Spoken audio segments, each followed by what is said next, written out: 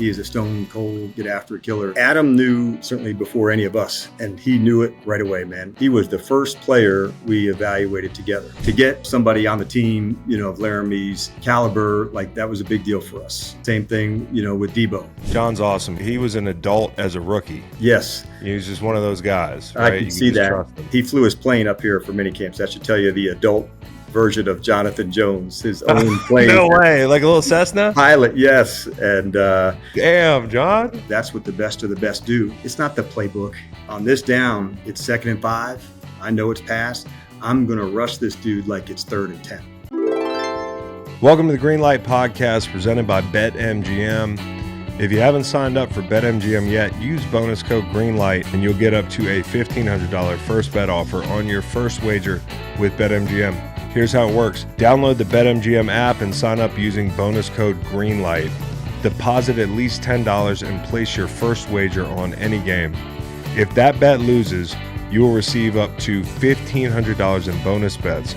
Just make sure you use bonus code GREENLIGHT when you sign up.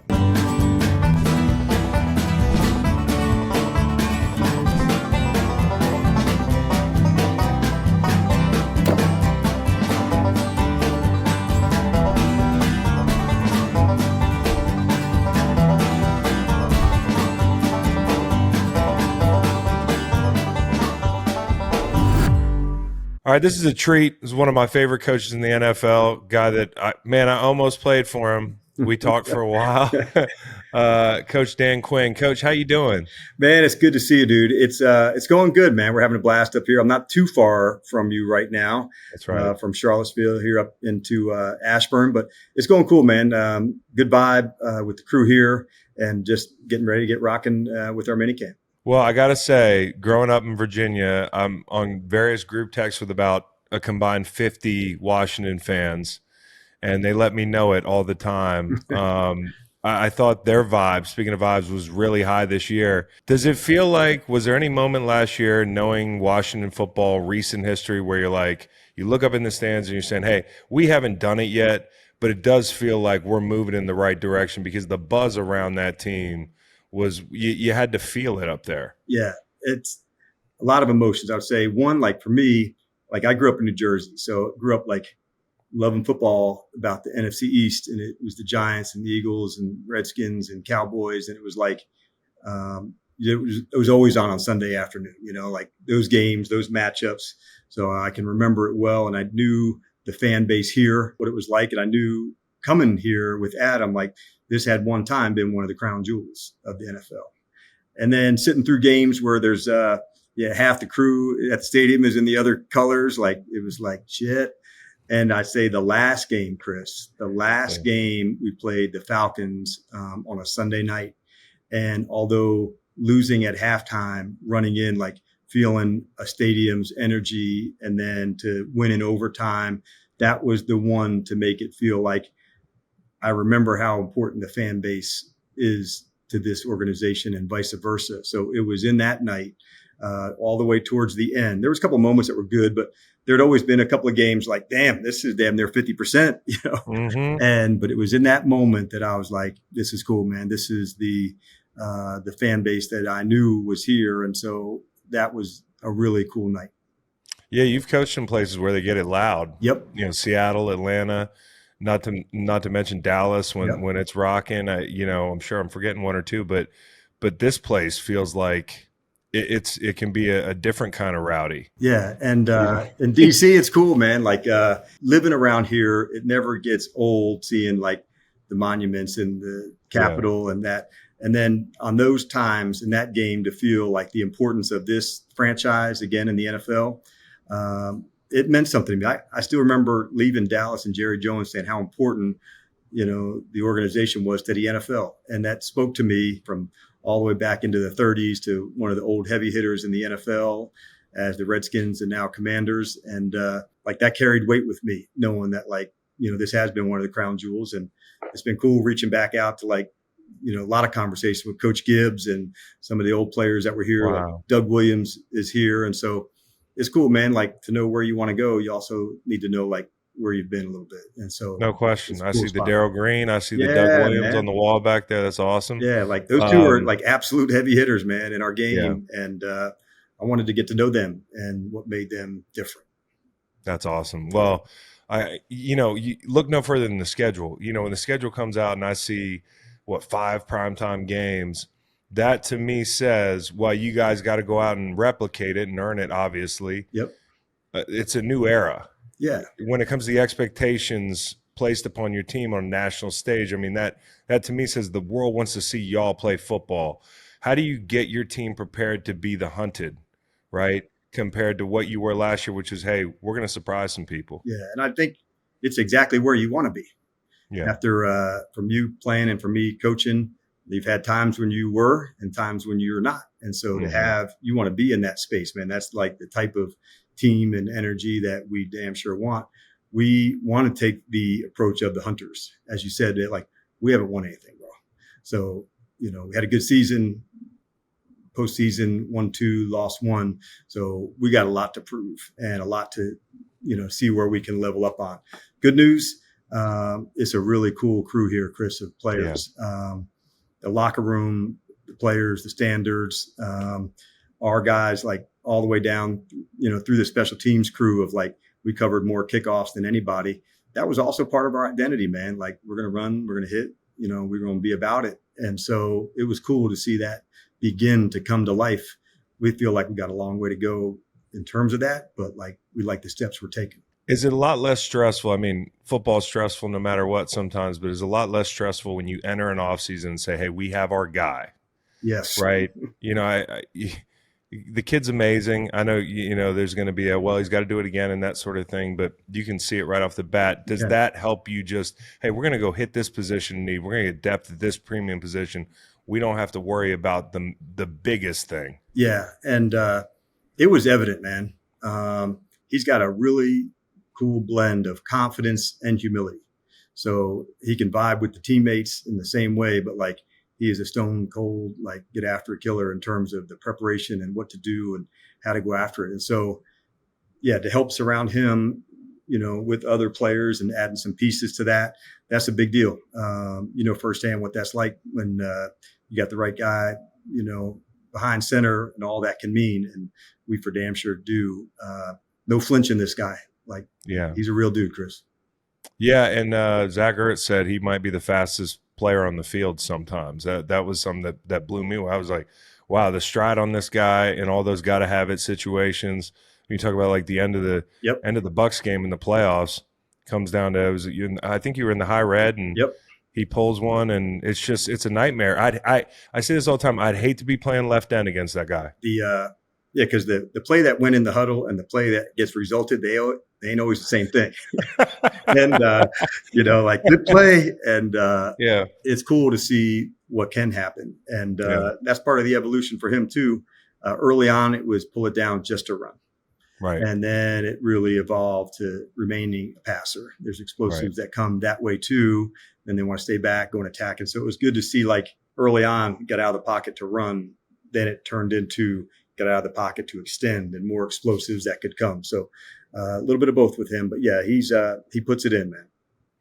How did you, in conjunction with the GM and the owner, know he was the guy? And then when was it confirmed that you were right? Like, was there a moment, whether it was in, mini camp or camp or during the season where you were like, yep, we got him? Adam knew, the GM, Adam knew before, certainly before any of us. And he knew it right away, man. He was the first player we evaluated together. And so as we were going through an LSU game, he said, hold on, I'm going to show you something. And went back to like him at ASU against Oregon as a true freshman. And he was definitely the number one player on our board for a reason. But it was definitely Adam, man. Like, he was the one. He knew it. It was a cool concept to go through and evaluate all the other quarterbacks. We went out to LA, we went to Michigan, we were down in North Carolina, down to Baton Rouge. You're there for a few days. And so I had never gone through that, during my time in Atlanta. Matt was there the whole time. And Dak, obviously in Dallas, I was coaching on defense, but Dak was there the whole time. So it was my first real experience of like the whole process all the way through. And after watching the tape and then being around him down in Baton Rouge and then here, it was pretty clear, like, this is a real one. Yeah, no question. And I mean, you said it was your first time doing the direct quarterback analysis, getting ready to pick a guy. But one thing I'm sure you're no stranger to is, as a D-line guy, looking at the offensive lineman and saying, hey, I like that guy. Or, I've watched a lot of tape on Tunsil or whoever it is that you bring in. Starting with Laremy Tunsil, what was the reaction when you tell Kliff or Jayden, hey, we're going to get Tunsil? Yeah, I remember I had called Jayden. I said, man, I love you, but you know who really, really loves you? Yeah. Adam. Yeah. And we laughed because to get, somebody on the team, of Laramie's caliber, like, that was a big deal for us. And, same thing, with Deebo.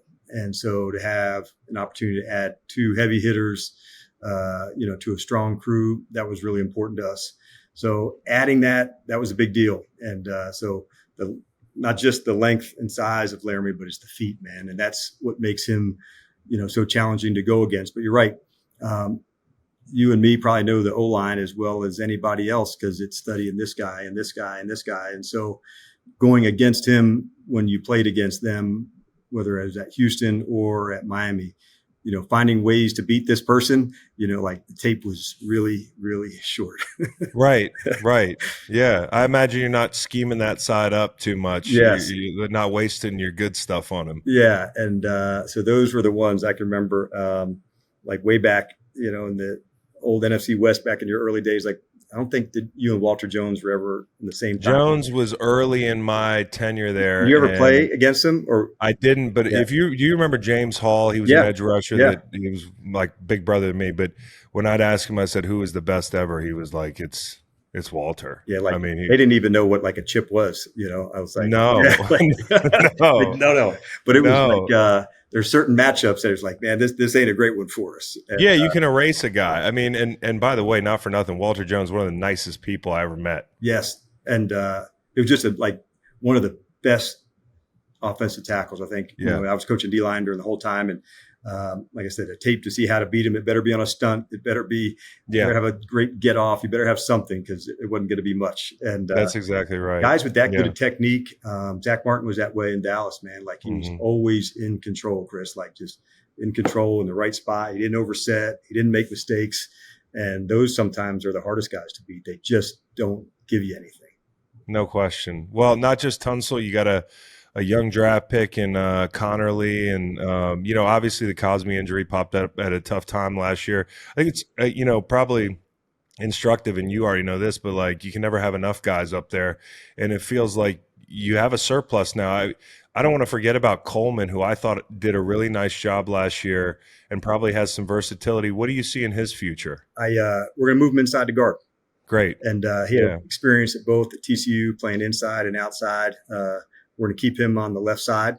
And but as you may know, like, in screens and getting out and getting downfield, and when you create space on defense like we do with our offense and no huddle and spreading it out, like, the lineman who can get to the second level and get on people and stay on people, like Brandon Coleman can do that. He's got the quickness, Chris, of a tackle, but the size of a big guy. And so for your listeners, and this, sometimes the best athletes are the outside guys, but they're not the biggest. And then the strongest guys usually inside. And so in this offense, having guys that can get to the next level of, talking about Cosme and Brandon Coleman and those at guard, that's a big deal. Well, I mean, it's a great segue into talking about Kliff, because I think one of the things y'all did such a great job of last year is you made people defend the entire field. Yeah. With some of those looks outside, I mean, it's stressful to watch. Even as an edge guy, imagine having to plant my foot and run 15 times a game. Was that really the calling card that you imagined Kliff would have? I thought he did a great job last year. Yep, I did. And coaching against him, it was always challenging. There were tempo issues that you had to be ready for, personnel groups and splitting out into empty, the ability for the quarterback, whether it was just a quarterback draw. I can remember that with Kyler, and spreading everybody out and trying to game up the front to stop them. Right. Then the second play begins, and the quarterback out on the edge. But It's the ability to get back on the line, get going quickly. We run a lot of no huddle snaps, so I like being different in that way that no one else does it to that amount of times. So I think sometimes being on the front end of things that are different, that's a good thing. Yeah, no question. Is there a consideration with your defense when you do go a lot of tempo to say, hey, guys, you got to be ready. Not all these possessions are going to go 10 minutes. Yeah, and what we try to do is see if we can we roll a big crew, number one. And then offensively, even though we're no huddle, we're usually at our best if completions and runs, they're 55 and over. So if we're getting to that space, we may still be no huddle, but now it's a 10th play, an 11th play, a 12th play, and a drive. And if we're doing those, and we go for it on fourth as well, and some of that's due to Jayden, but also knowing like we want to keep the pedal down onto people. And so those are some ways I try to combat it. Because I think if you were so conservative and did no huddle, it would really, really tax your defense. Right. You better have some boldness to go on fourths. You better have some boldness to make sure you can stay in the fight so the defense isn't on the field the whole time. No question. Yeah, you got to think of it like in both ways, man. Otherwise, you could really get yourself out of whack. No question. I don't think people at home are always thinking about that balance, but obviously y'all are as the people designing the MO there. Yeah. Deebo's addition, I think, as a defender, again, like I know how much time he creates for opposing defenses spending in the film room, alignment versatility, focus on tackling, like extra practice, extra meetings. Just from that standpoint, I mean, that's got to be a great perk to know you have a guy like that creates a lot of stress for an opposing defense. Yeah, and as you're talking about with Laremy, like firsthand saw it, with Deebo, whether it's a catch and run play on a screen, a shot play on a deep over, or him honestly being into the backfield. And now you want to match people, or you're going to want to really, put a smaller player inside when he's into the backfield. So going in, it was an easy fit in terms of how we would feature him in some packages, whether it's 2 backs or 3 backs or no backs and he's a back. So like all of those things can kind of add just difficult matchups. And the hardest one, honestly, isn't like guarding him, tackling him. Like he's fast, but like this dude, like he brings it, man. And so like you better have your tackling right. Yeah, he what's he listed at, like 220 or so? I don't know how much he actually weighs, but like he appears to be about 250 with the ball in his hand. Yeah, I think with the ball in the hand, he definitely is bigger. I don't know how you explain that. I don't know how to explain it either. Like 20 pounds, but like, exactly. The strength in his lower body, man. Like when he puts his foot in the ground, there's like an explosiveness that you feel and that gets generated. And so in this offense, we're trying to get guys out in space and making plays. And so he's really applied himself this offseason to make sure he could know it and learn it and really let it rip, where you don't want to have to take those weeks to get to feel comfortable. So that's right. To put that pressure on yourself to really get it down. We talked about one group that you guys added to. I also think the secondary, it seems like you really attacked there. Trey Amos out of Ole Miss. You seem to have a type, Coach, when it comes to corners. Yep. Length, physicality, right? Ball skills. He seems to have those things. And versatility. How much of that is because of your experience, or did you come into the league liking those kind of corners, or was it like, hey, my time in Seattle, it just, or here or there? Yeah. No, it wasn't that way, man. Like when I first came in from college into the NFL, everybody just kind of like, think of yourself like you were in a 3-4 and you were playing like over a tackle, and like you could have been rushing the whole time, but it was like, this is how we play and this is how you do things. And then it probably was like during my first stint in the NFL, Chris, when I was at the Niners, Bill Walsh was just finishing up like as a GM and then a consultant.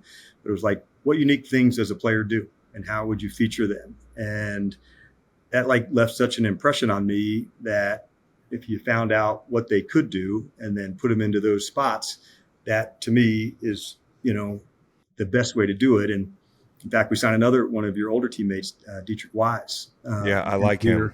To be an inside guy, to play some of the base techniques that he had played and been familiar with in New England. Not to say, we wouldn't play him in and penetrate him up, but we're going to try to feature him into the things that make him that strong, that heavy-handed, and allow him to be in those spaces. So it was started early because I think in college you just recruit players, and like it's the end, this is a running back. So it got to be more specific as I got in the NFL in Seattle, and Pete definitely pushed me more in that spot. And then getting to be in a bigger role in that, probably over the last, 10 years through Seattle and Atlanta and Dallas and into here. And it still comes back like, what's between the rib cage, bro? Like, where's the dog? And like, what does he fight? What's the competitiveness? And when you add all those to the unique traits of somebody, then they're going to fit. Like when you bring them in the building, you already are certain and give them that belief of what they can do. And as you know, like belief's powerful, man. Like letting somebody know what they can do and how they get down, like that's a big deal. I got a dog for you. How about your young guy, Sainristil? Yes. Am I saying his name? I've struggled with his name. Do you shorten his name in the building? Everybody calls him Mikey, so it's real easy. Mikey. Okay, so how about Mikey, man? Because he seems like a dog and a versatile dog. Yes. What's the most impressive thing he does as a young corner?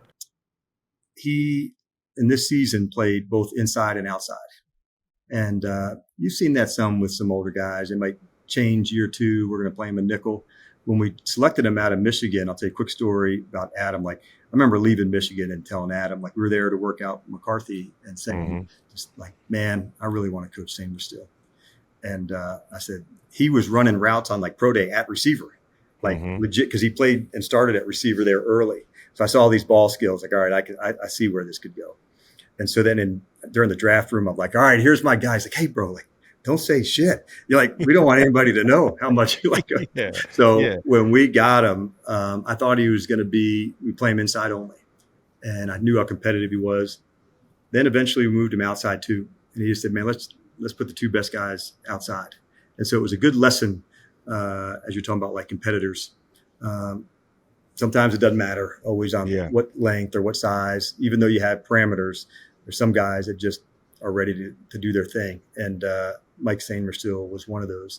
But I love the fact that he can play two spots. That to me adds the versatility. It allows you to sign a Jonathan Jones, who's played different spots. Because now, I know John. I was an old teammate too. And so I like guys that, hey man, I want to match up here. We can do it. You want to put me outside? Like, we're good with that too. John's awesome. He was an adult as a rookie. Yes. He was just one of those guys. I can see that. Trust him, right? He flew his plane up here for mini camps. That should tell you the adult version of Jonathan Jones, his own plane. No way. Like a little Cessna? Pilot, yes. And damn, John. Yeah, what a really cool, squared away professional. Yeah. Yeah, for real. You got to be squared away to be flying a plane. Brandon Cooks, he was another one that was a great pilot too. Yeah. So I haven't been up with either of them, but if they ask me, those are two that I would trust. Whoa! All right. Yeah. Hey, it's more trust than I would have, and I know Cooks a little bit, but I don't know if I would get up. So DLine, I just want to ask you about, like, I thought you and Joe did a great job last year. Joe Witt did a great job. And this is no disrespect to anybody. I thought coming into the season, there weren't headliners on the outside, right? Like, and I think Fowler would tell you that. I think Armstrong would tell you that. We're not household names necessarily. I thought they played great, and obviously Fowler's in Dallas now. I thought Armstrong was great. You had a core inside, right? And so I wonder how you think about things philosophically when it comes to, hey, do I need a headliner outside when I have that rush inside? How do you calculate kind of that mix on the defensive line? Yeah. I want to make sure there's enough guys that have the traits to do it, Chris. Like, you've got to be able to beat somebody to the punch.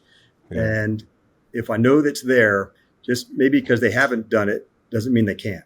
Right. And so there's some guys here that I think after the season's over, we're going to say, okay, that's somebody we didn't know about. But I know what I've seen out here on the practice field, where they're at, how they're going to go after it. I liked how we featured Luvu, going forward and as a blitzer and rush some. So we'll find our ways. It may not always look traditional, but at the end of the day, you've got to be able to rush. And inside guys will lead the way, and then we'll do it in a different way outside. But at the end of it, man, like beating guys to the punch and leading their get off and using their hands, working our stunts well. If we can do that at a good level, Chris, I think that's how we'll win. And you've coached a lot of really good defensive linemen. You guys, I'm sure, have teaching tape. Yep.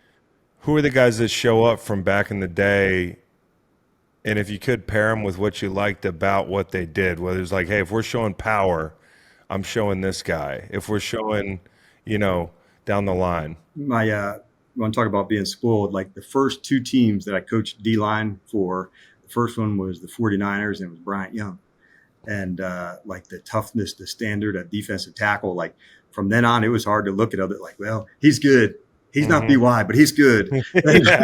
So I love that dude. But it was his ability to like use his quickness. He wasn't 315 pounds. He was 290, 295. Right. He would jump on you, man, with his quickness and really overwhelm the big guard. So it was an awakening to see you don't need to outmuscle the big guys inside as a rusher. You need to win and beat them to the punch with get off and quickness and speed. And then the second person I said another Hall of Famer was Jason Taylor. He had such a good knack of determining at the line of scrimmage, now this is a run, this is a pass. And I think for the listeners, that's what the best of the best do. It's not the playbook, like everybody plays this version of 3-4 or 4-3, but like on this down, it's 2nd and 5. I know it's pass. I'm going to rush this dude like it's 3rd and 10. Mm-hmm. And for the players that can figure that out, and whether it's a 3-point stance, a big stagger, something that is the tell, that's to me like where the separation begins, Chris. So teaching a defensive lineman, well, this is what the front's called, but like if it's a pass, you should loosen up. If it's a run, you should tighten down. And like that to me is like in college, guys didn't do that a lot. And so coming into the NFL, they're like, okay, right, where's the back? And so knowing calls and where people are, that's where to me the best teaching comes from. And then I love, the guys that are here, Ryan Kerrigan and Daryl Tapp, who've played it. Yeah. We've got a number of guys here, man, that have seen it through the lens of the helmet. And that's important to me. That was linebacker with Ken Norton and Anthony Lynn's here at running back and, different guys, Bobby Ingram at wide receivers. I wanted to have a deep staff of guys that have like not coach speak, like this is how it has to go down. And I thought their experience alone could give you that. I've learned more from players than I have from coaches through my 25 years in coaching because they knew where the hand had to be exactly, Yeah. The coaches could draw it on the diagram good, but like people like yourself who could like actually explain, no, guy jump sets. Now this is what. And like I learned how to long arm from Jason Taylor. And those like, man, that they're near and dear to me, Chris, because that's who I learned the most from through D-line. And then I could apply it into the coaching. What drills do we need to do to enhance that or keep working that? And so those were like some of the people that were like super impactful for me, especially early on. Oh, that's awesome. I got my Kerrigan jersey in the garage there hanging on the wall. And then the last one for you, quick one, fun one. Yeah. How long do you think Pete Carroll could really coach football? What age do you think? I would say, like, how old is he today? I think he's 73. Yeah, I would think like into the 90s, I would think, right? Like at least. Right? How many packs of gum? He thinks he's like 33. So like you got to add like not what he actually is, but what he thinks he is. And then packs of, so I'd say into his 90s for sure, like Mr. Magoo or somebody that can still, rock on. Then I would say packs of gum. I think you probably got to go by like sticks of gum because I don't ever see him with a pack. So I would say. So it's because he's got a gum guy, right? Yeah, I'm thinking it's like 100 sticks in a game. Whew. If I'm going, like if he's really working it, maybe it's an overtime game, there's a lot to think about. Yeah. Well, I used to enjoy, even though we didn't win a lot up there, playing against you guys every year and watching Pete chew the shit out of that gum and watching your defense fly around. Well, so we split a bunch of games between St. Louis and Seattle too. And we did. We split some. We split some Sunday night games to go to the playoffs. Some bloodbaths. Yes, bro. I appreciate you very much for coming on the show and congrats on all the success and enjoy watching you guys. Yeah, back at you, man, and keep kicking ass.